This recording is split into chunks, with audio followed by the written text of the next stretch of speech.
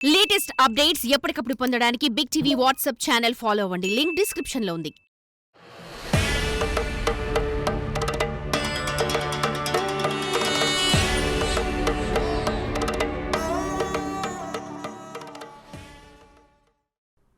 ఆ ఆలయం శతాబ్దాల క్రితం నిర్మాణమైంది. ఎన్నో దాడులు, తుఫానులు, కాల పరీక్షను తట్టుకుని నేటికి భక్తులతో పూజలందుకుంటోంది.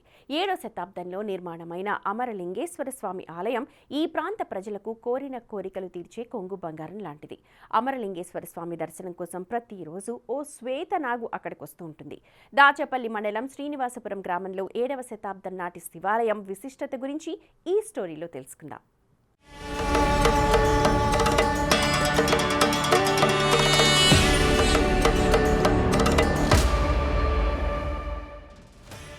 గుంటూరు జిల్లా దాచేపల్లి మండలం శ్రీనివాసపురం గ్రామంలో ఉన్న అమరలింగేశ్వర స్వామి ఆలయం యొక్క విశిష్టత అమోఘమైంది.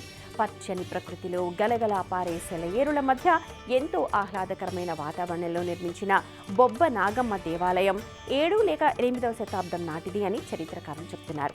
ఈ దేవాలయం పల్లవులు అలాగే చాళుక్యుల కాలంలో ద్రవిడ శైలిలో శిఖరం, రథం నమూనా రూపంలో నిర్మించారు.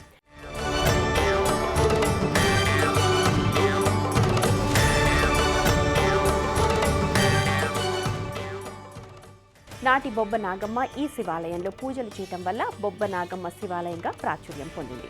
ఈ దేవాలయంలో లింగాకారాన్ని శ్రీ రామలింగేశ్వర స్వామిగా పిలుస్తూ కోరిన కోరికలు తీర్చే ఇలవేల్పుగా భావించి భక్తి శ్రద్ధలతో పూజలు చేస్తారు. స్థానికుల కథనం ప్రకారం ఈ శివాలయంలో ఉన్న చిన్న చిన్న సొరంగాల ద్వారా శివలింగం వద్దకు శ్వేతనాగు వచ్చేదని, ఇప్పటికీ మనుషుల అలికిడి సద్దుమణిగాక ఆ శ్వేతనాగు గర్భగుడిలోకి వస్తుందని భక్తుల నమ్మకం.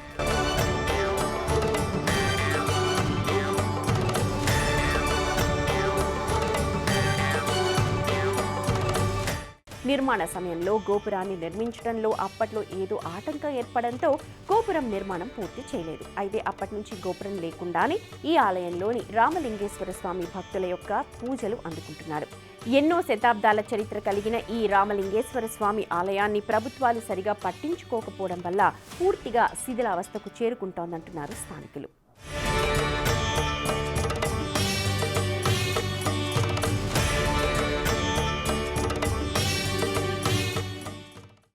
గుప్త నిధులు ఉన్నాయన్న అపోహతో కొంతమంది ఈ శివాలయంలో తవ్వకాలు జరపడం వల్ల కూడా ఈ ఆలయం శిథిలావస్థకు చేరుకుంది. ఎప్పుడు కూలుతుందోనని భక్తులు ఆందోళన చెందుతున్నారు. 1942లో బ్రిటిష్ కాలంలోనే ఈ దేవాలయాన్ని అధికారికంగా గుర్తించారు. కానీ అప్పటి నుంచి ఇప్పటి వరకు ఎటువంటి పునర్నిర్మాణ కార్యక్రమాలు జరగలేదు. ఈ పురాతన శివాలయాన్ని సుమారు 20 సంవత్సరాల క్రితం పురావస్తు శాఖ స్వాధీనం చేసుకుంది.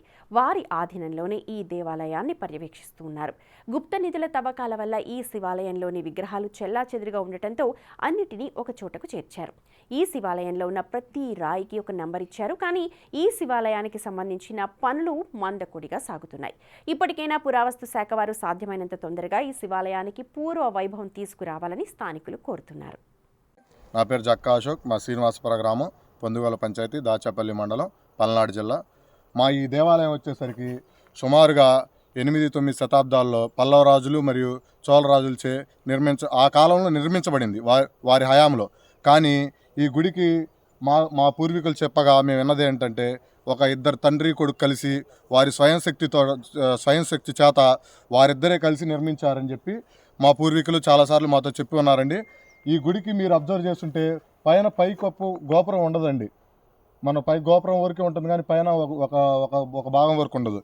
ఎందుకంటే ఆ రోజుల్లో మా పూర్వీకులు చెప్పిన ప్రకారం ఆ రోజుల్లో వాళ్ళ తండ్రి గారు గుడి పూర్తి అయిన తర్వాత కొడుక్కి పెళ్లి చేద్దాం అనుకొని మా గుడిని పూర్తి అయిపోయేలోపల కొన్ని కారణాల వల్ల ఆ గోపురం ఆగిపోయింది. అప్పటి నుంచి అలానే ఉండిపోయింది, అలానే పూజలు జరుగుతూ ఉన్నాయి. మా గుడి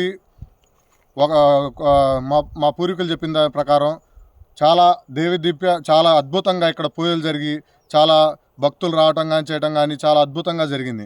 కానీ మధ్యలో కొంతమంది దుండగులు గుప్త నిధుల చేత ఈ చుట్టుపక్కల ప్రాంతాలు మొత్తం తోవి ఇక్కడ గర్భగుడిలో కానీ దేవాలయం చుట్టూ కానీ నాశనం చేయటం వల్ల గుడి రూపం కానీ చుట్టుపక్కల ప్రాచీన కట్టడాలు కానీ మొత్తం ధ్వంసమయ్యాయండి.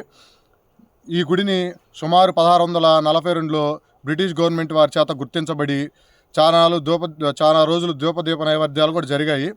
కానీ క్రమేణా గుడి శిథిలావస్థకు చేరి ఎవరు పట్టించుకోకుండా తయారైందండి. గత కొంతకాలంగా మాత్రం చాలా ఆనందదాయకంగా ఉంది.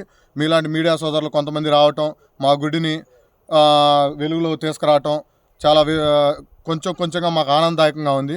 కానీ ఒక 20 సంవత్సరాల క్రితం ఎండోమెంట్ శాఖ వారు ఎండోమెంట్ డిపార్ట్మెంట్ వారు హ్యాండ్ ఓవర్ చేసుకున్నారు. అప్పుడేదో ఒక ఆఫీసర్ మాత్రం వచ్చి దీన్ని పాపం రీకన్స్ట్రక్ట్ చేయాలని ఆయన చాలా కుతూహలపడి దాన్ని చాలా దూరం తీసుకెళ్లారు. కానీ తర్వాత వచ్చిన ఆఫీసర్లు మాత్రం దీన్ని ఎక్కడ యథా రాజా తదా ప్రజాగా వదిలేసి అంతే ఉంది తప్ప ఒక్క ఇటుక బిల్ల కూడా పేర్చింది లేదు. ఎప్పుడు రావటం, కొలతలు వేసుకొని పోవటం, గ్లాసులు ఎతికేయటం, ఏదో వాళ్ళ హంగామా వాళ్ళు చేస్తున్నారు. కానీ ఒక్కటి కూడా వాళ్ళు చేసింది లేదు. 1-2 సార్లు మేము విన్నవించుకున్నాం, అయినా వాళ్ళు మమ్మల్ని పట్టించుకుందేం లేదు. మేము కోరుకునేది ఏంటంటే మా ఊరిలో ఉన్నంత పురాతనమైన దేవాలయాన్ని మేము కోట్లు పెట్టి మేము అభివృద్ధి చేయమని అడగట్లేదు. గుడి పూర్తిగా శిథిలావస్థకు వచ్చింది. ఆ గర్భగుడిని, దేవుడి చుట్టూ ఉన్న పానగట్టాన్ని కొంచెం ఒక అయ్యగారిని పెట్టి కొంచెం ఆ శివయ్యకి ధూపదీప నైవేద్యాలని చేకూర్చమని మేము అడుగుతున్నాం. For more videos like this, subscribe Big TV channel.